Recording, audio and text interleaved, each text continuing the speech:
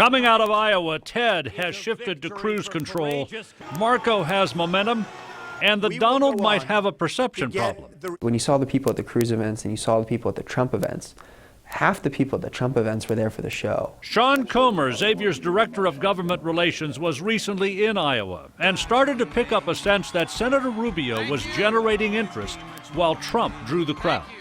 You see Cruz and you see Trump and you see these super PACs dumping money against him and nobody else, which is a sign that I think that polling suggests he's the one that could beat him. He's the one that could stay in the top three and sort of carry on into New Hampshire. Here are some of the 18 students Comer took on the Iowa trip with him, smiles at the ready with Rubio. Ben Moore door knocked for him. The results last night really spoke to he's getting a lot of the voters that are deciding late. Rubio heads into New Hampshire claiming the establishment label. There he will find Granite State stalwarts like Ohio's governor trying to make the same case.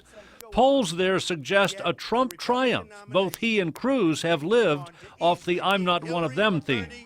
Taylor Liggins, a Hillary supporter, was with Moore and the other students on the trip, picking up an outsider vibe at the rallies and events. So I feel like there is a lot of anti-establishment sentiment and feeling. The fact that government is not working and that we need to try something new. Some are feeling the burn.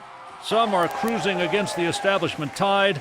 But like Iowans, the live free or die folks take their role very seriously. So it's a very different feeling when you have this pep rally, really, versus this very serious, thoughtful, deliberative, ask me questions.